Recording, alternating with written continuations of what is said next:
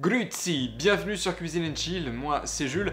Dans quelques jours, le mois de juin va commencer, ça va être le début du mois d'été, on va pouvoir se régaler avec des plats plein de fraîcheur, plein de saveurs. On va pouvoir aussi mélanger les herbes aromatiques, donc avant d'aller faire votre panier, voyons ensemble quels sont les 10 fruits et légumes du mois de juin. C'est parti, la tomate. Et voilà la star de l'été, évidemment on ne la présente plus. Vous la retrouvez toute l'année sur les étals des marchés et des supermarchés, mais sa véritable saison, c'est de la fin mai jusqu'à septembre. C'est à cette période qu'on trouve des fruits. Eh oui, la tomate est un fruit. Je sais, c'est choquant comme ça, mais on s'y fait assez vite. Avec ce petit goût de soleil et ce petit goût des vacances, il existe près de 4000 variétés de tomates qui sont de formes, de couleurs, de textures différentes.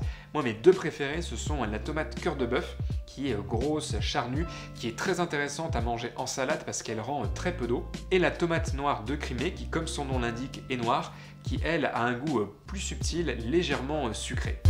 La cerise. S'il y avait un classement des meilleurs fruits de l'été, je pense que la cerise serait sur le podium. Charnue, sucrée, facile à manger, ludique même. Oui, non, pas besoin de me le dire, je sais que j'ai l'air con. Elle a de nombreuses qualités qui peuvent en faire l'un des piliers de vos recettes estivales. De couleurs plus ou moins foncées et de taille plus ou moins grosse selon la variété, elle se prête à une infinité de préparations, notamment en pâtisserie, en purée, en jus. Et si vous aimez les volailles et le gibier...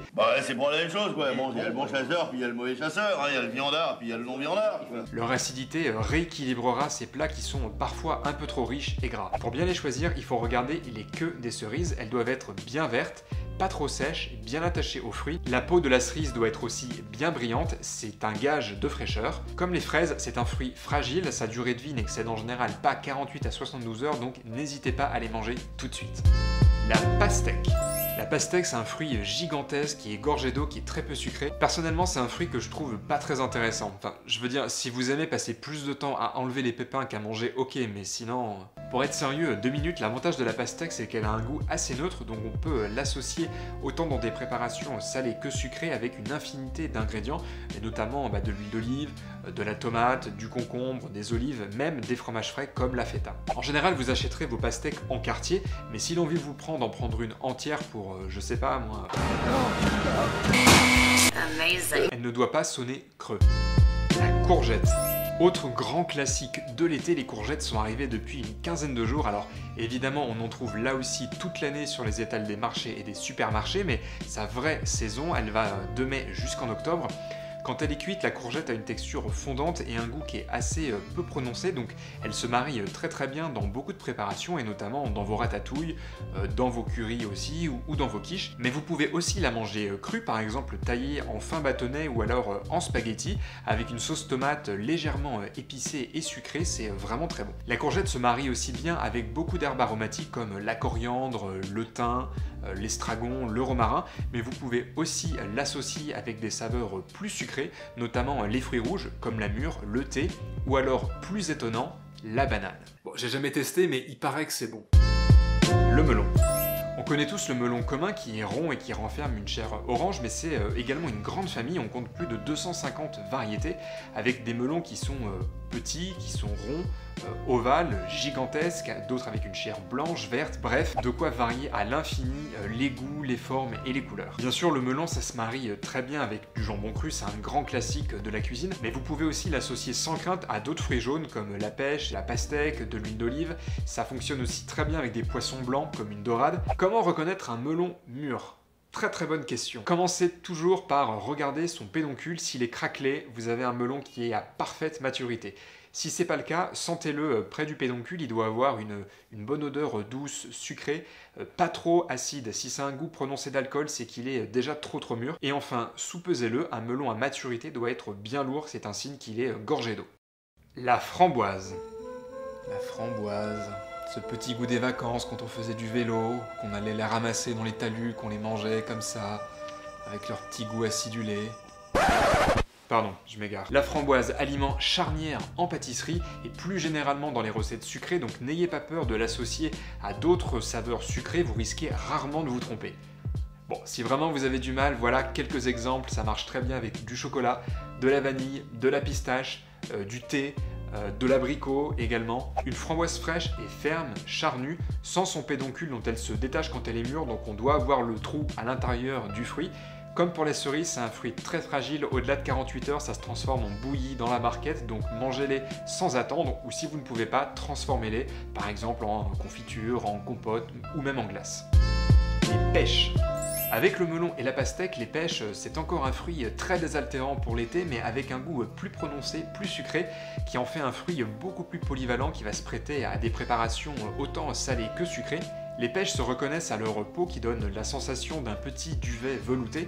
On trouve principalement deux variétés, les pêches jaunes qui sont assez charnues et les pêches blanches qui sont elles plus légères, plus juteuses. Les nectarines quant à elles, c'est une autre variété de pêche mais qui elles ont la peau entièrement lisse. On trouve là aussi des nectarines jaunes et blanches qui ont à peu près les mêmes qualités gustatives que les pêches classiques. Dis donc Jamy. Et le brugnon alors? Souvent les deux fruits sont confondus, d'ailleurs sur les étals des supermarchés on les appelle souvent l'un pour l'autre, mais ils ont une différence assez notable. Alors d'extérieur les deux fruits se ressemblent, d'intérieur aussi. En fait la seule différence se situe au niveau du noyau. Le noyau de la nectarine se détache facilement du fruit alors que le noyau du brugnon adhère. Voilà, ça sert à rien, je l'ai appris personnellement en préparant cette vidéo, mais bon c'est toujours cool à savoir. Le brocoli. Sans doute le légume le plus détesté du règne végétal et pourtant je ne peux pas m'empêcher de me demander pourquoi. Avec ses petites fleurs en bouquet, le brocoli apporte beaucoup de fraîcheur et de belles couleurs vertes. Alors ok, s'il est cuit à la vapeur, il peut être, comment dire, chiant. Ouais, c'est le mot que je cherchais. Associez-le sans problème à des saveurs rondes comme du fromage fondu par exemple, ou plus piquantes avec de l'ail ou alors à des fromages de type bleu. Et pour une touche 100% estivale, il se marie aussi très bien avec le melon. Les connexions se font là dans cette vidéo. Un brocoli frais se reconnaît à ses fleurs qui sont bien resserrées et à sa couleur bien verte sans aucune trace jaune. Le haricot vert. Tant d'années à se faire martyriser dans les cantines scolaires, à devenir tout mollasson, tout marron, sans goût. Franchement, c'est pas une vie pour le haricot vert. Pourtant, c'est un légume qui a plus d'un tour dans son sac. Je crois que plus personne n'utilise cette expression en 2017. Cuit à la vapeur quelques minutes, ce qu'on appelle une cuisson à l'anglaise, il conserve tout son croquant et toute sa belle couleur verte. À partir de là, libre à vous d'en faire ce que vous voulez, vous pouvez le travailler en toute simplicité avec un peu d'ail, un peu de beurre, un petit peu de persil, ou alors relever avec une vinaigrette un petit peu corsée. Si vous êtes du genre aventurier, vous pouvez même le marier avec du comté, de l'emmental ou du camembert.